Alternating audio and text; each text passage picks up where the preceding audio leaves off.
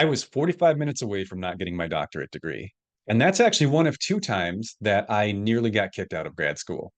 I'm going to tell you that whole story today and some of the lessons that I learned along the way. Some of these lessons are cautionary, meaning don't do what I did. Some are advisory. I think I did gain a lot of good wisdom and perspective from those experiences, terrible as they were at the time. But I'm just going to walk you through that whole saga of my life. It's an entertaining ride, I'll promise you that much. And at the end, I'm going to tell you my four biggest takeaways from those experiences and how I've used them to get from that low point in my life to where I'm at right now. So, the first time I almost got kicked out of grad school is actually the less dramatic of the two, but I'm still going to tell you that story as well because it's important background.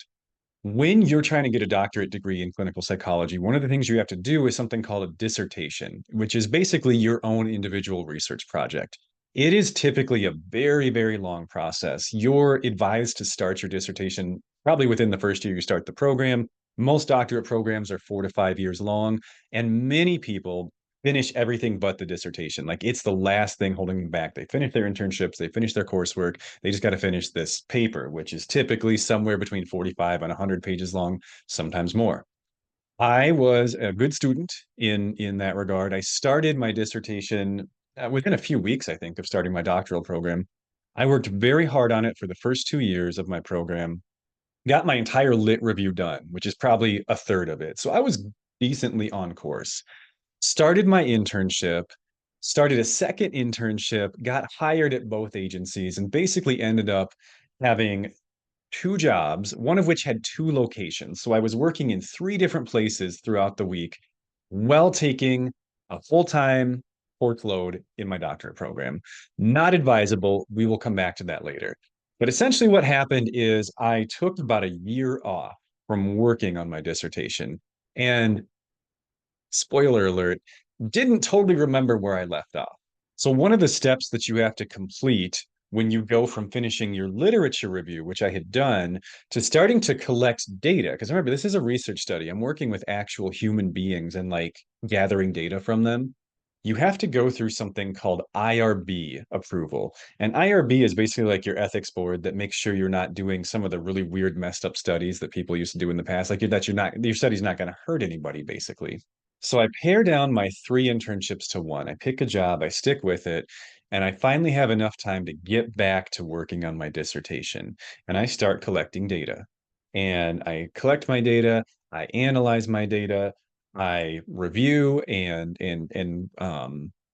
what's the phrase? Edit my paper. And like my paper is basically done. I have my chairperson has signed off on the paper. 2 out of 3 people have signed off on the paper. I am within days from being done with the biggest project of my doctorate degree. I'm also about to start my pre-doctoral internship. I had matched with a site that I was incredibly excited about. They were my second choice. It was this awesome private practice in downtown St. Paul where I had a bunch of friends working there. And it was in this really cool office building with this like breakfast bar. I mean, it was like I was finally getting to the phase of my career where I feel like a professional. And about a month before I start my pre-doctoral internship, I get an email from the chairperson for my doctoral program saying, "We can't find your IRB approval. Can you please send it to us?" And I'm like, "Yeah, sure, no problem." Look on my laptop, look in all my normal like file places, can't find it. I remember sometime in the last year, I bought a new laptop. It's probably on my old one. Go in my closet, dig through, power it up, can't find it. And then I just got this sinking feeling. I was like, why do I not remember applying for IRB approval? Like, I don't remember, I know I was busy, but I don't remember anything about that whole process. That's kind of weird. And that's when I realized I didn't do it. I never submitted my paper for IRB approval, which meant that I had done all this stuff unethically, basically. Now, my study was about the most harmless study you can imagine. It was literally a survey about people working out. Um, so I certainly didn't cause any harm to anybody, but I collected data unethically because I didn't have IRB approval. And once I acknowledged that to the board in my program, they told me, we don't know what we're going to do here because this has never happened in the history of the program. So I managed to screw something up so badly in a way that no one before me had ever quite managed to do. And so they were very upfront with me, like from the beginning. We're like, we don't know what the outcome of this is going to be. And I remember them telling me, this is the kind of phrasing you don't forget. They said, right now, everything is on the table. This could be anywhere from like, you made a silly mistake, don't ever do anything like this again. We're going to let it go, to like, you're going to get kicked out of the program. And I had several meetings with administrative people to explain like what happened and why it happened, and basically like told them just got so busy that I just completely overlooked this, and I'm sorry and it's my fault. And so what they ended up deciding upon, they kind of landed in the middle of the extremes they had proposed to me. And they said, we're going to allow you to continue in the program, which obviously was good news. But you're going to have to start over on your dissertation, which was actually devastating for two reasons. Reason number one is it meant the last 4 years that I'd spent on this and however many hours were void and completely gone. And I now had 1 year to do a thing that normally takes 4 years. But the worst part about it is you can't start your pre-doctoral internship until your paper has IRB approval. And I was a month out. You cannot get IRB approval in a month. So that meant I had to call up this internship site who had accepted me, who I was super excited to work at, and tell them I can't be your intern this year because I screwed up horribly. I can't take an internship this year. And I have to, basically, my entire career got delayed by a year.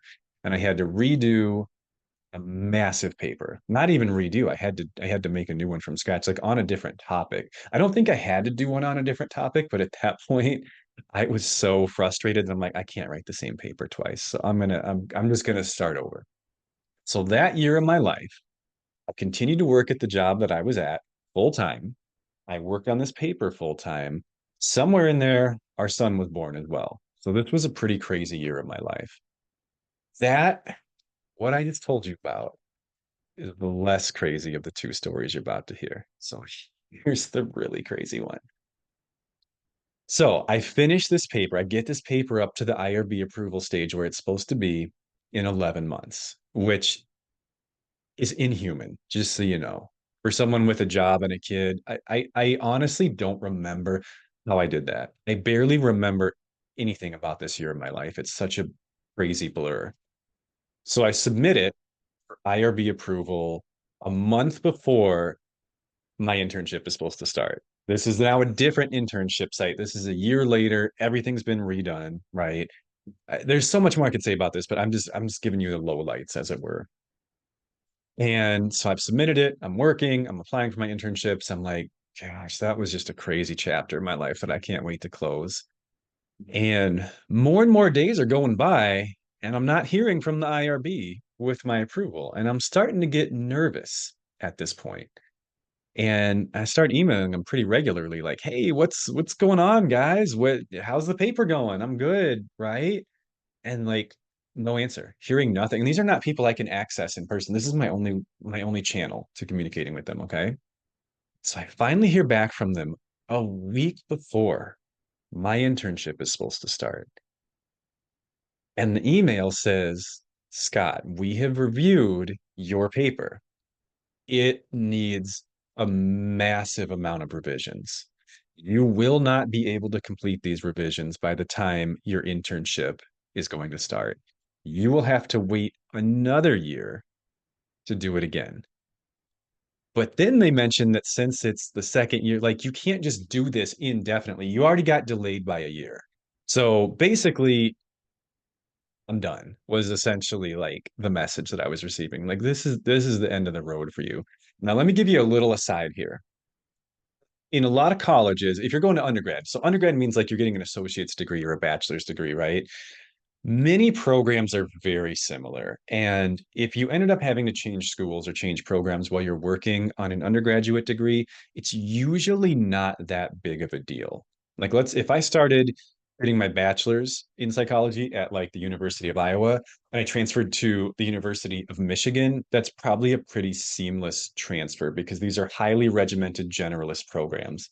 When you get to master's degrees and doctorate degrees, the programs are so unique that you typically cannot transfer like any credits at all. Maybe a year's worth tops for a 5 year program. I am like 29 years old at this point, and I'm still in school.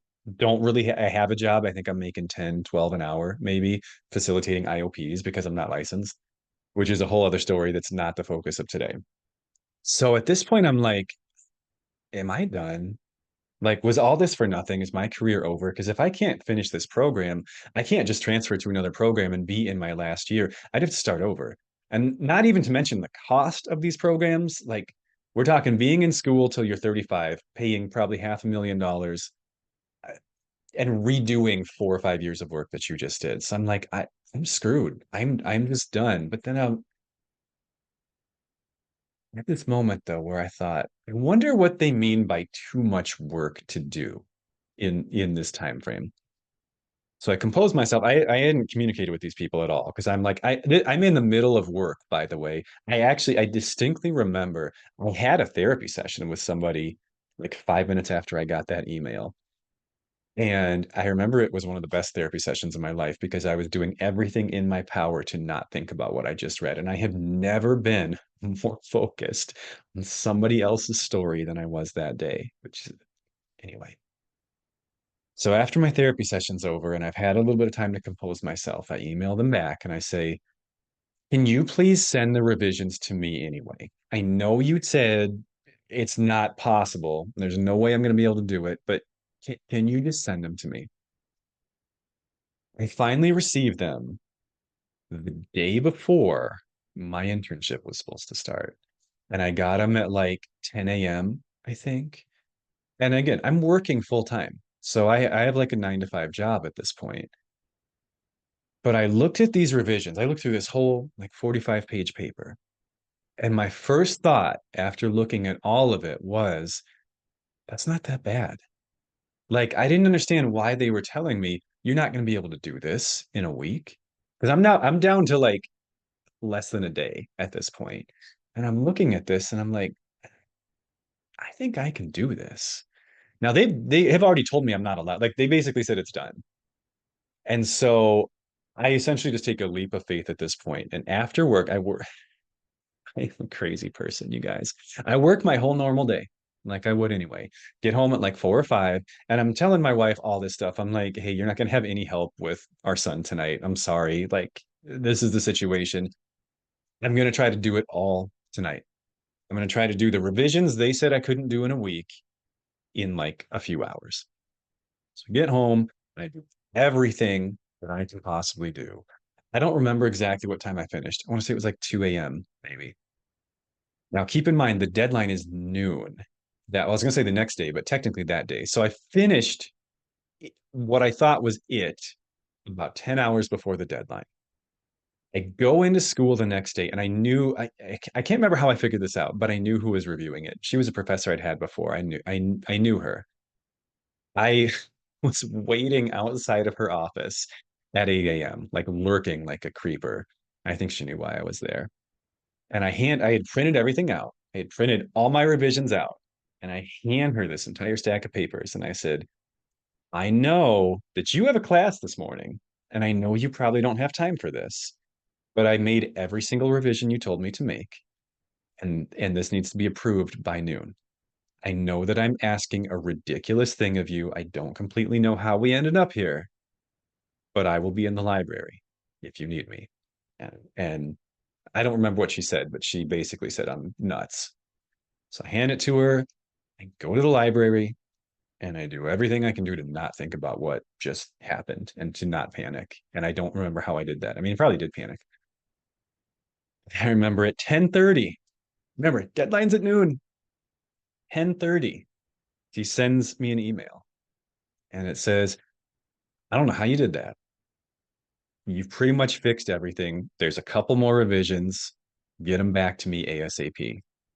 I obviously do it instantaneously, send the paper back to her, And at 11:15 a.m., 45 minutes before the deadline, I get another email from her saying, "You're good. You're good. You're approved. You can start your internship today." And I did. And that's how I came 45 minutes away from not being here. I don't know what I'd be doing. I don't know where I'd be.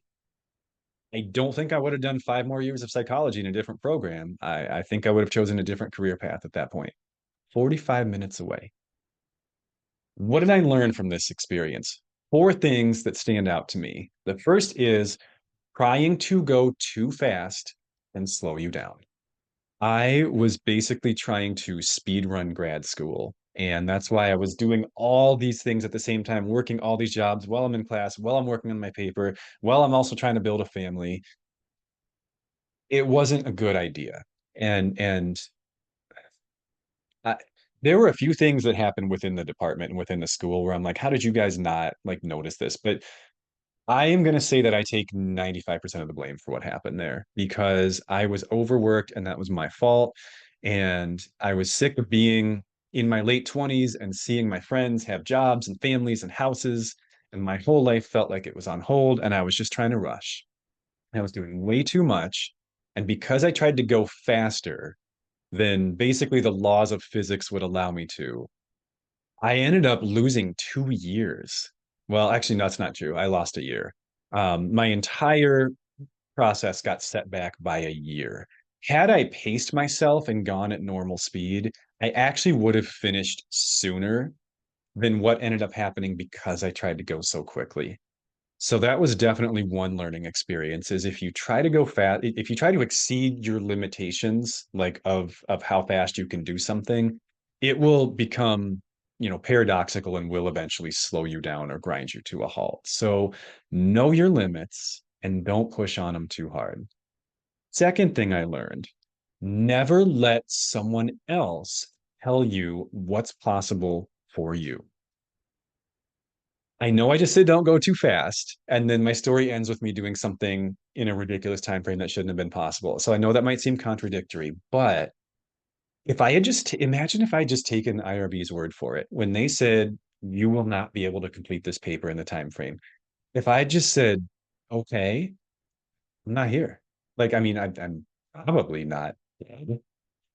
Not 100% sure. No, I had a kid by then, so that's not true. But like I don't know where my life would be right now if I had accepted the limitation that they placed on me because they told me I couldn't do it. And I said, can I see? Like, can I assess that for myself, please? Because at the risk of sounding like full of myself, like you don't know me.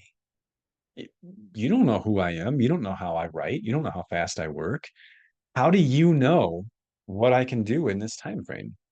What's funny is they told me I couldn't do it in a week. I ended up doing it in like 9 hours. So they were way off. And I do know that I'm a very efficient person.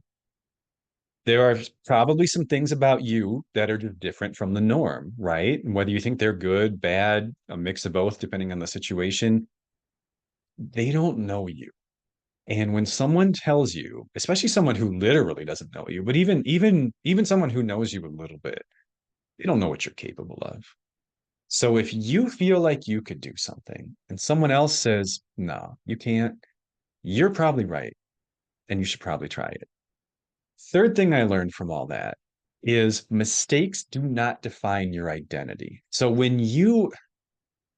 my mistake was that I was disorganized, right? Essentially, I overworked myself, yes, but I, for most of my life, most of my academic career, I have not been a very organized person.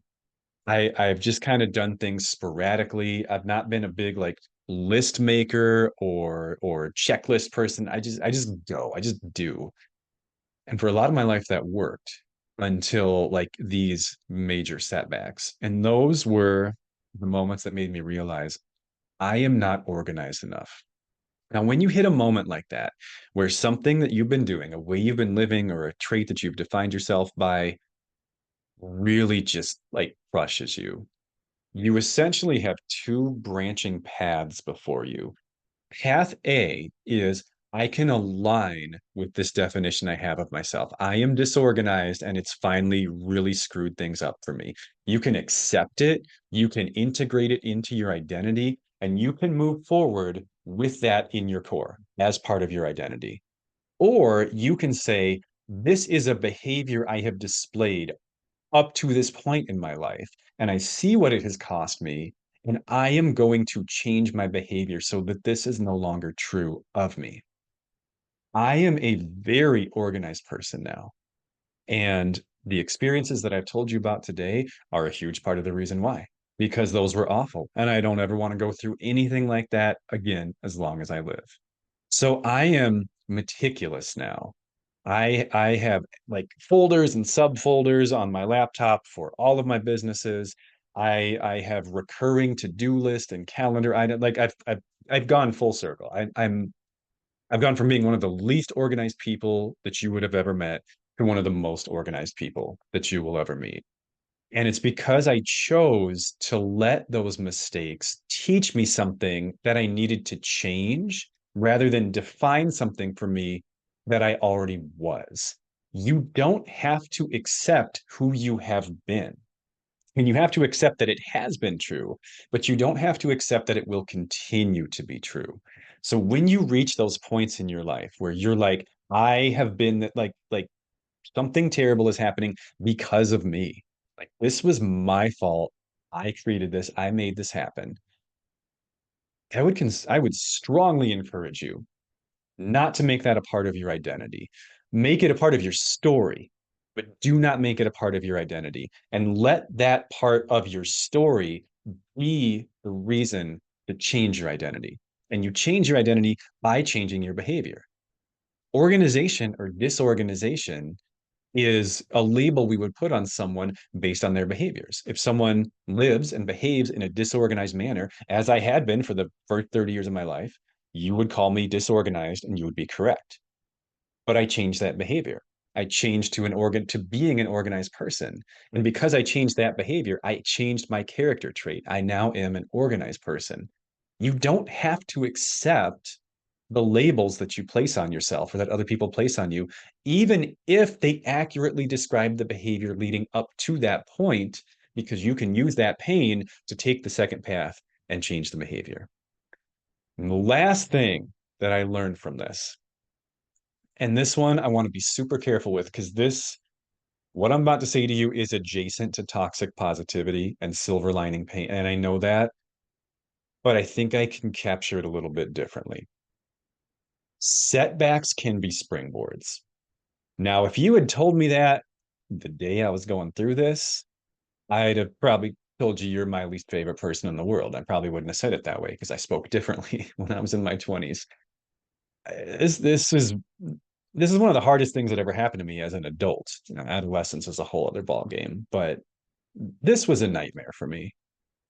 But the thing is that extra year that I got because my internship got delayed because of my mistake, I used that year to build up clinical experience in an intensive outpatient program. And that actually, having that work experience allowed me to become a facilitator and a lead therapist of an intensive outpatient program while I was still an intern, which is absolutely unheard of. And so I was able to take what initially looked like just this awful setback, this horrible experience, and gather experience and skills from that period of time that catapulted me forward once I once I completed all the benchmarks that had to come, basically. Once I actually finished my education, got my degree, got my license, and started my career, I was basically turbocharged at this point, partially because of skills I developed, partially because of frustration from all the stuff that happened and being behind.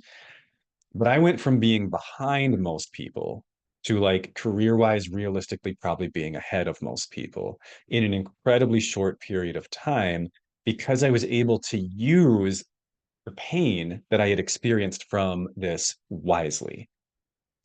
I don't think we can always do that. That's why I said setbacks can be springboards, not setbacks are springboards. Sometimes things are just awful. And I don't necessarily think that there's always something great that's going to come from that in the future. I also don't think it's automatic. Like just because you go through something terrible doesn't guarantee that that's going to turn into something good in the future. But sometimes we can make something terrible into something great. It has a lot to do with your thought process and your decision making process and the story you tell yourself about what has happened. So, at least in that particular case, as I look back on it now, never in a million years thought I'd say this, but I think it was a good thing that I went through that. I think that those experiences needed to happen to me for a number of reasons. And I think I'm even grateful that they did. Uh, this whole thing is probably the most embarrassing thing I've ever said on this channel. I mean, I'm obviously not proud of what I did, especially since I basically screwed up twice, but it put me where I needed to be because of how I handled it. And I think that a lot of the time we can do that if we don't allow ourselves to just get too caught up in the story about what these experiences mean and what they're going to mean in the future. So I hope that me sharing those experiences with you today was meaningful to you. Whether it's the those are the lessons I learned. Maybe you're listening to this story and you came away with a completely different lesson. That's great. And if nothing else, I've gathered from the comments that you guys leave me that a lot of you really look up to me. And that's flattering, but I also want you to know, like, I am a very fallible human being. And I know that at this phase in my life, with the things I'm doing, I probably look pretty polished and together. And that's not necessarily untrue. I think I am now, but I haven't always been. And at many points in my life, you would have seen me on the complete opposite end of a lot of the spectrums that I look like I'm on right now. So if I'm somebody you look up to, I hope that knowing some of what I've been through, not that this was, a trauma or anything like that, but it sucked. It really did. So I hope that knowing that about me just helps you see things a little bit differently and maybe helps you see that whatever circumstances you're facing, whatever mistakes you've made, whatever stuff you've screwed up, it doesn't have to define you. It doesn't have to be a permanent black mark on your life. You may even be able to use it to do some pretty awesome stuff someday. I believe in you. I think you can do that. Take care. I'll talk to you next time.